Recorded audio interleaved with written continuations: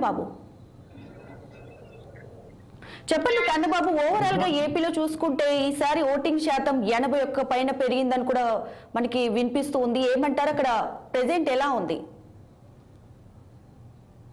Good morning Deepika. ఏదైతే సార్వత్రిక ఎన్నికలు అయితే ముగిసినటువంటి పరిస్థితి మనం చూసాము. అయితే ఈ ఓటింగ్ లో ఈ పోలింగ్ సంబంధించినటువంటి విషయానికి వస్తే కనుక ఈ పోలింగ్ లో ప్రతి పోలింగ్ కేంద్రాల వద్ద ఓటర్లు తమ ఓటు హక్కును వినియోగించుకునేందుకు అయితే బారులు తీసినటువంటి పరిస్థితి అయితే ఉంది. జనరల్ గా 7 గంటల నుంచి సాయంత్రం 6 గంటల దాకా మైదాన ప్రాంతాల్లో, అలాగే 7 గంటల నుంచి 4 గంటల వరకు ఏజెన్సీ ప్రాంతాల్లో అయితే పోలింగ్ కేంద్రాల దగ్గర అయితే జనాలు బారులు తీరుతున్న పరిస్థితి ఉంది. అయితే సుమారుగా 7 గంటల నుంచి 6 గంటల వరకు పోలింగ్ కేంద్రాల వద్ద సమయం అని చెప్పినప్పటికీ అధికారులు కూడా తెల్లవారుజామున 5 గంటల నుంచి 6 గంటల నుంచి కూడా కొన్ని పోలింగ్ కేంద్రాల వద్ద ఓటర్లు తమ ఓటు హక్కును వినియోగించుకునేందుకైతే ఆ పోలింగ్ కేంద్రాల్లో అయితే బారులు తీరినటువంటి పరిస్థితి ఉంది. దీనికి కారణం ప్రధానంగా చూసుకుంటే యువతలో చాలా మందికి కొంత చైతన్యం కలిగిందని చెప్పుకోవచ్చు. అలాగే కొత్త ఓట్లు రావడం కూడా వారి యొక్క ఓటును వినియోగించుకోవాలనే ఉత్సాహం, అలాగే కొన్ని స్వచ్ఛంద సంస్థలు అవనియండి లేదా ఇటు అధికారులు అవనియండి, వాళ్ళు తీసుకొచ్చిన అవేర్నెస్ అవనియండి, ప్రతి ఒక్కరూ తమ ఓటు హక్కును వినియోగించుకునేందుకు ప్రతి ఒక్కరు కూడా ఈ పోలింగ్ కేంద్రాల వద్ద బారులు తీరినటువంటి పరిస్థితి మనం చూసాము. అయితే ఉత్తరాంధ్ర జిల్లాలకి ముఖ్యంగా ఆంధ్రప్రదేశ్ వ్యాప్తంగా చూసుకుంటే కనుక పెరిగిన పోలింగ్ శాతం గతంతో పోల్చుకుంటే ఈ ఏడాది పోలింగ్ పర్సెంటేజ్ కూడా అధికంగా పెరిగిందని చెప్పుకోవాలి. అయితే ఈ పోలింగ్ పర్సెంటేజ్ సంబంధించినటువంటి కేడర్ లో ముఖ్యంగా చూసుకుంటే కనుక ఒక పక్క యువకులు, మరో పక్క ఇతర రాష్ట్రాల్లో స్థిరపడిన వారు లేదా ఇతర దేశాల్లో స్థిరపడిన వాళ్ళు ప్రతి ఒక్కరు తమ ఓటు హక్కును వినియోగించుకునేందుకు తమ రాష్ట్రాలు, తమ నియోజకవర్గాల్లో ఉన్నటువంటి పోలింగ్ కేంద్రాల వద్దకు రావడం, ఆ ఓటు హక్కును వినియోగించుకోవడానికే ప్రధాన కారణం అనుకోవచ్చు. అయితే దీనికి సంబంధించి కూటమి చెబుతున్నటువంటి మాటలు చూసుకుంటే కనుక ఏదైతే టీడీపీ, జనసేన, బీజేపీకి సంబంధించినటువంటి కూటమి అభ్యర్థులు ఈ ఏదైతే ఓటు శాతం పెరిగిందో ఇదంతా కూడా మాకే ప్లస్ పాయింట్ అవుతుందంటూ కూడా వాళ్ళు కొన్ని ఊహాగానాలు అయితే వ్యక్తం చేస్తున్న పరిస్థితి ఉంది. ప్రధానంగా యువత అంతా కూడా జనసేన వైపు ఉన్నారు. ఈ జనసేనకు సంబంధించిన ఓట్లన్నీ కూడా కూటమికి చాలా ప్లస్ పాయింట్ అయ్యాయి. అదేవిధంగా సెంటర్ లో ఏదైతే బీజేపీ ప్రభుత్వం తీసుకొచ్చినటువంటి నిబంధనలు ఉన్నాయండి, బీజేపీ ప్రభుత్వం చేసినటువంటి అభివృద్ధి పథకాలు ఏవైతే ఉన్నాయో ఆ పథకాలను దృష్టిలో పెట్టుకొని ముఖ్యంగా యువత అంతా కూడా ఈ కొత్త ఓట్లు వేసేందుకు కొంత ఆసక్తి చూపించారు. అలాగే తెలుగుదేశం మేనిఫెస్టోలో పొందుపరిచినటువంటి విధానాలు ఏవైతే ఉన్నాయో ఆ పొందుపరిచినటువంటి విధానాలలో కూడా కొంత యువత ఆసక్తికరంగా వాళ్ళ వైపు మారడంతో ఈ ఓట్లన్నీ కూడా ఓటు శాతం కూడా పెరిగిందని అయితే కొంత కూటమి అయితే చెప్పుకొస్తున్నటువంటి పరిస్థితి మనం చూస్తున్నాము. అదేవిధంగా ఏదైతే ఇటు వైఎస్ఆర్సీపీకి సంబంధించినటువంటి వాటిలో దృష్టిలో పెట్టుకుంటే కనుక వాళ్ళు కూడా వాళ్ళ వెర్షన్ లో చెప్తున్నటువంటి పరిస్థితులు చూస్తే కనుక ఏదైతే వైఎస్ఆర్ మేనిఫెస్టోలో గతంలో నవరత్నాలకు సంబంధించినటువంటి విషయం ఏదైతే ఉందో ఆ నవరత్నాలు అన్ని కూడా మేము ఇప్పటి వరకు కూడా అన్ని సంక్షేమ పథకాలు కూడా క్లియర్ గా ప్రతి ఒక్కటి చెప్పినట్లుగా మేము చేసుకురావడం జరిగింది. అదేవిధంగా ఇప్పుడు నవరత్న ప్లస్ అంటూ తీసుకొచ్చినటువంటి ఏవైతే ఉన్నాయో మేము నెక్స్ట్ రాబోతున్నటువంటి ప్రభుత్వం కూడా మాదే అంటూ కూడా వాళ్ళు కూడా కొంత ధీమా వ్యక్తం చేస్తున్నటువంటి పరిస్థితి కూడా మనం చూస్తున్నాము. అయితే ముఖ్యంగా యువకుల్లో ఉన్నటువంటి ఓటు శాతం, వాళ్ళకు వచ్చినటువంటి ఈ ఓట్లు ఏవైతే ఉన్నాయో ఈ ఓట్లన్నీ కూడా ప్రధానంగా ఈ ఓటు శాతం పెరగడానికి ఉపయోగపడిందనే టీడీపీ, ఇటు జనసేన, బీజేపీలు కానీ లేదా వైసీపీ కానీ అయితే ఎవరెవరు పార్టీలకు తమ వ్యక్తిగత దీనికైతే మేమే ఈ సంవత్సరం మళ్ళీ ఈసారి కూడా మేమే విన్ అవుతాం అంటూ కూడా వైసీపీ చెప్తున్నప్పటికీ కూడా లేదు, ఖచ్చితంగా మేమే విన్ అవుతాం అంటూ కూడా టీడీపీ ఇటు ఉమ్మడి కూటమిలో ఉన్నటువంటి అభ్యర్థులు అయితే చెప్పడం జరుగుతుంది.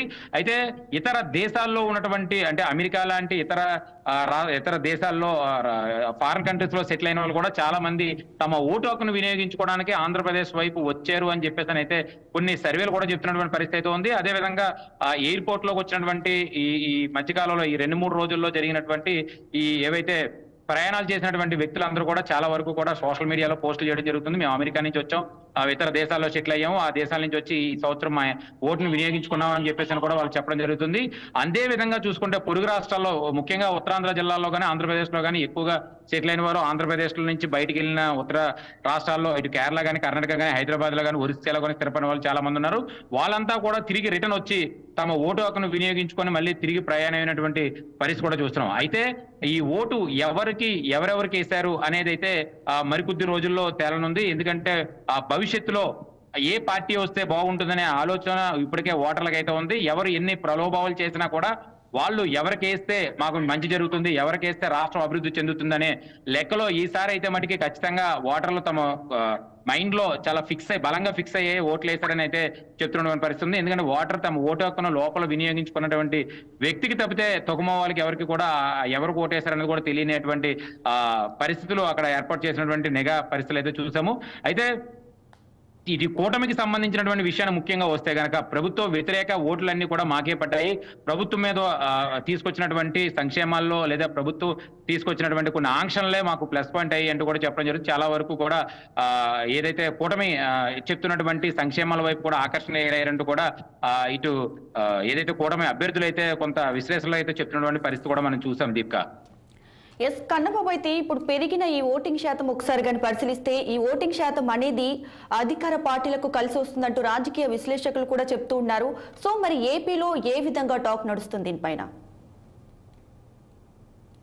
ఎస్ దీపిక, ఏదైతే ఇటు టీడీపీ వైసీపీకి సంబంధించినటువంటి రెండు పార్టీలు అంటే ఉమ్మడి కూటమికి సంబంధించి వైసీపీకి సంబంధించినటువంటి విషయాల్లో ఎవరు గెలుపు వాళ్ళదే అంటూ కూడా ఎవరికి వాళ్ళు ధీమా వ్యక్తం చేస్తున్నటువంటి పరిస్థితి అయితే మనం చూస్తున్నాము. మీరన్నట్టుగానే వైసీపీకి సంబంధించినటువంటి ఆ క్యాడర్ అంతా కూడా మేమే విన్ అవుతాం అంటూ కూడా వాళ్ళైతే కొంత ధీమా వ్యక్తం చేస్తున్నారు. అలాగే ఇటు కూటమికి సంబంధించినటువంటి విషయాల్లో కూడా చాలా వరకు కూడా కూటమే మేము విజయం సాధించాం. అయితే సైలెంట్ ఓటింగ్ జరిగిందంటూ కూడా, ఎందుకంటే ప్రస్తుతం ఉన్నటువంటి పరిస్థితుల్లో సంక్షేమాలు ఏవైనా ఒకవేళ పబ్లిక్ తెలిస్తే, అంటే మేము టీడీపీకి చేసాము లేదా కూటమికి చేసాము జనసేనకి చేసాము అంటూ కూడా బయటకు వస్తే కనుక ఖచ్చితంగా మాకు ఇవ్వబోయే సంక్షేమాలు కానీ రాబోయే రోజుల్లో సంక్షేమాలు ఆగిపోతాయంటూ కూడా కొంత సైలెంట్ ఓటింగ్ జరిగిందంటూ కూడా చాలా వరకు విశ్లేషణలు కానీ లేదా మనం అడిగినటువంటి చాలా మంది ఓటర్లను అడిగాం. అంటే ఓటర్ల సమయంలో ఓట్లు వేస్తున్నటువంటి సమయంలో బయటకు వచ్చిన తర్వాత జనరల్ గా మనం కనుక్కుంటా ఉంటాం మీరు ఎవరి వైపు ఓటేశారు లేదా ఎవరికి ఏంటనేది కూడా. కొంత 60 బృందం అంతా కూడా ఆయా నియోజకవర్గాల్లో లేదా ఆయా జిల్లాల్లో ఉన్నటువంటి ఓటర్లను కనుక్కోవడం జరిగింది. అయితే వాళ్ళు చాలా వరకు కూడా సైలెంట్ ఓటింగ్ చేశామంటూ కూడా ఇటు టీడీపీకి ఖచ్చితంగా 130, 122, 130 సీట్స్ అయితే 130, 135 అలా సీట్ల దగ్గరికి వైసీపీ నుంచి ఉమ్మడి కూటమికి వస్తాయంటూ కూడా అంచనాలు అయితే జరుగుతున్నటువంటి పరిస్థితి ఉంది. అలాగే అదే విధంగా కూడా వాళ్ళకి దీనికి తగ్గట్టుగానే ఉమ్మడి కూటమి అభ్యర్థులు కూడా చెప్తున్నటువంటి విషయం చూసుకునే కంటే కనుక ఏదైతే ఉమ్మడి కూటమిలో ఉన్నటువంటి ప్రధాన పార్టీ నాయకులు కూడా సుమారుగా మాకు 130, 135 సీట్లు అయితే మాకు వచ్చే అవకాశం కూడా ఉందంటూ కూడా చెప్పడం జరుగుతుంది. అయితే ఈ పోలింగ్ సమయాల్లో చాలా మంది కొంత టీంను కూడా పెట్టుకొని వాళ్ళ ప్రాంతాల్లో ఎవరికి ఓటింగ్ చేస్తారనేది కూడా కొంత ఎంక్వైరీ చేసుకున్నట్టుగా కూడా కొంత సర్వేలు చేసుకున్నట్టు కూడా తెలిసినటువంటి పరిస్థితి అయితే ఉంది. అయితే ముఖ్యంగా ఆంధ్రప్రదేశ్ లో జగన్ సంక్షేమాలను చూసి ఓటేయాలి తప్పితే క్యాండిడేట్లు బట్టి ఓటేయకూడదంటూ కూడా ఒక వేవ్ రన్ అయ్యింది. అదో మరో పక్క చూసుకుంటే ప్రభుత్వం వ్యతిరేకంగా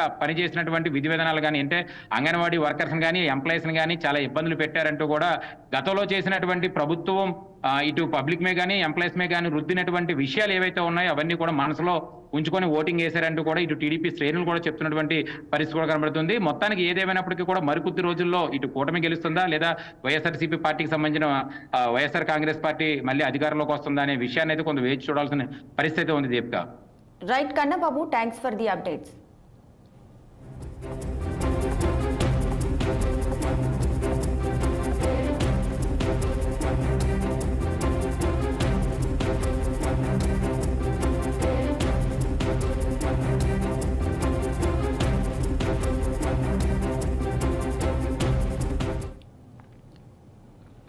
ఏపీలో జరిగిన పోలింగ్ లో ఎక్కువ శాతం పోలింగ్ జరిగి డాక్టర్ బిఆర్ అంబేద్కర్ కోనసీమ జిల్లా మొదటి స్థానంలో నిలిచింది. రాష్ట్రం మొత్తం మీద సరాసరి పోలింగ్ 82% కాగా అంబేద్కర్ జిల్లా 83% పోలింగ్ అయింది. జిల్లాలోని 7 నియోజకవర్గాలలో రాజులు 79% పోలింగ్ కాగా మిగిలిన నియోజకవర్గాలన్నీ 80% పైగా పోలింగ్ అవడం విశేషం. ఇక పిఠాపురం నియోజకవర్గంలో 88% పోలింగ్ కాగా కాకినాడ జిల్లాలో 80% పోలింగ్ అయింది. కాకినాడలో